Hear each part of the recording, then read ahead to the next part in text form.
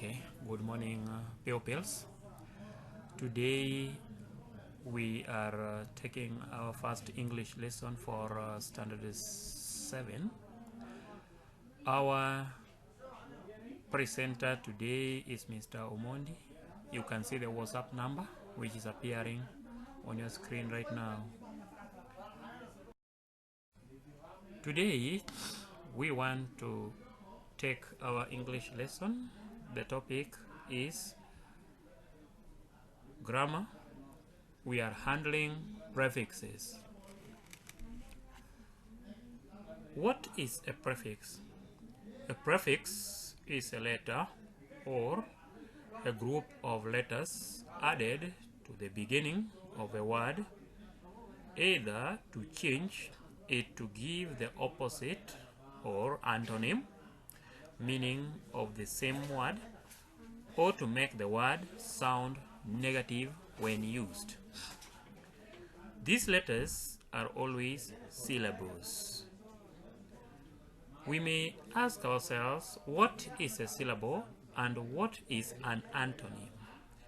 A syllable is a group of letters which, when read, gives a sound in a word. Antonym is the opposite of a word.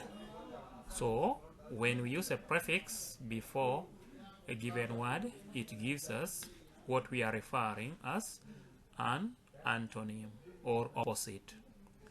Okay.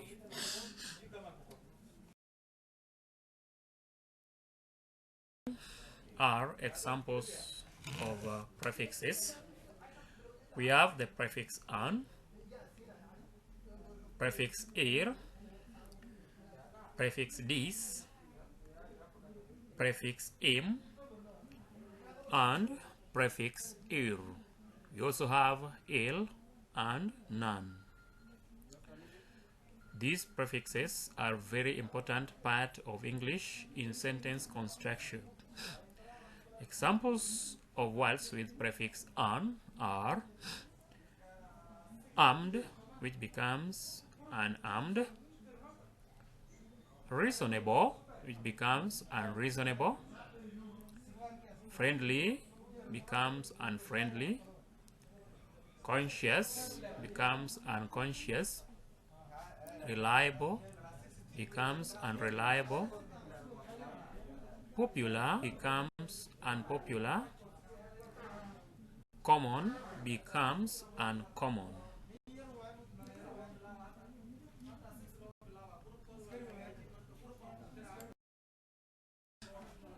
Examples of words with prefix dis: appear, disappear, satisfied, dissatisfied, respectful, disrespectful, arm, disarm, honest, dishonest, comfort, discomfort, agree, disagree, believe, disbelieve, like, dislike, contented, discontented. When do we say that somebody is contented, and when do we say that someone is not contented or discontented? We say you are contented when you are satisfied with whatever has taken place or whatever you are trying to achieve has gone successfully. Then you say you are contented. I am very contented with this paper, and I'm sure I'm going to pass. I am discontented, for I knew very few questions there. Are you satisfied with the explanation I've given? Then some of us are not satisfied. Then you say, we are dissatisfied, which means we are not quite sure of what has taken place. Then you say, We are dissatisfied. Respectful.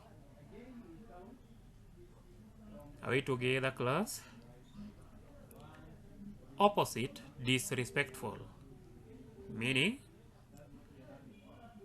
somebody said that my sister is disrespectful. And I hear my mother say so.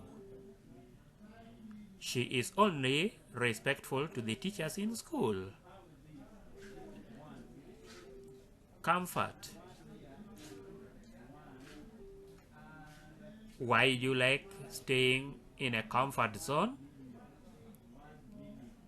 Because I don't like discomfort. Which means I don't like a situation where I am feeling disrupted. People are interfering with me, so I am in discomfort. The house was filled with smoke, so everyone was in discomfort. Believe. I don't believe what you are telling me. I took it with total disbelief, which means I didn't trust it very well.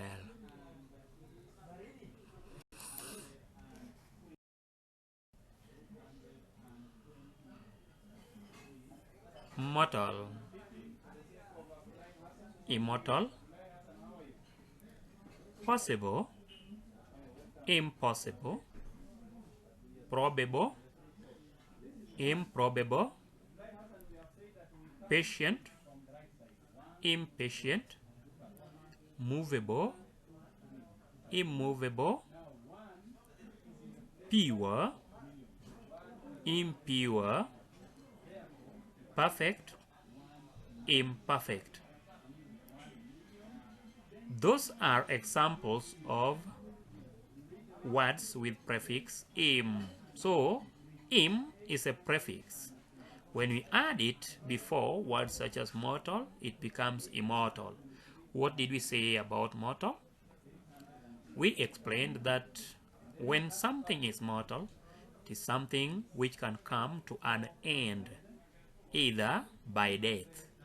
For example, man is an immortal creature.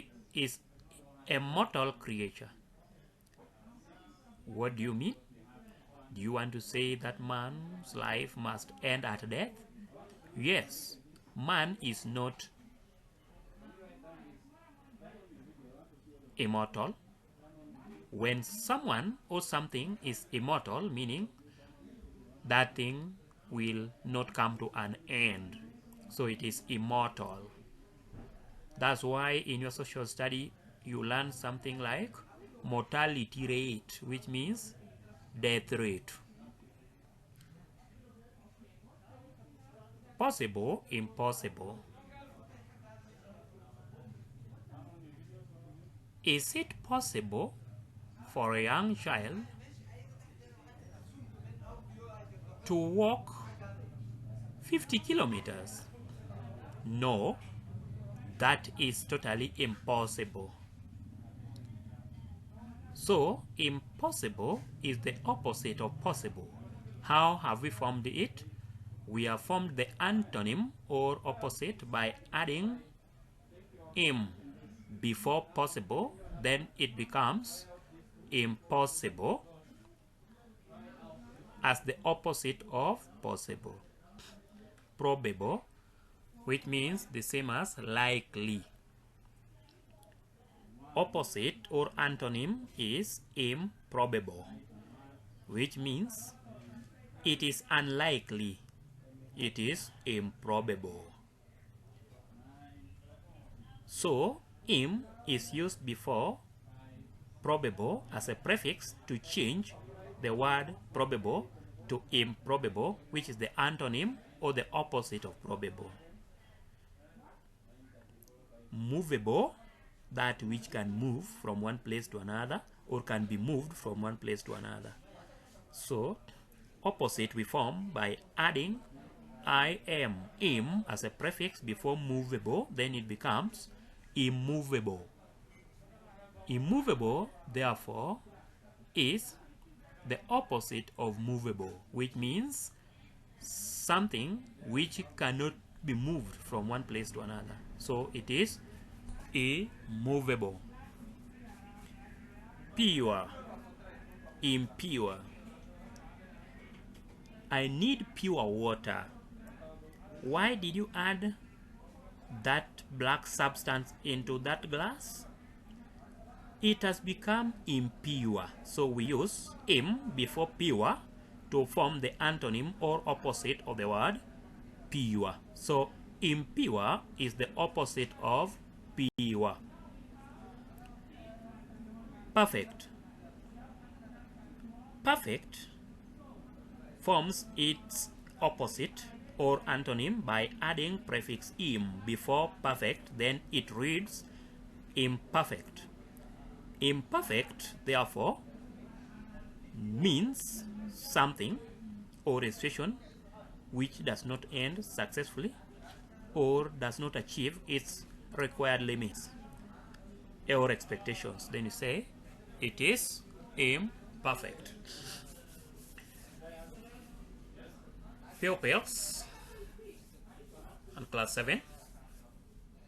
What we must learn is that when using prefixes im and il, the consonants m, r, and l are repeated or doubled.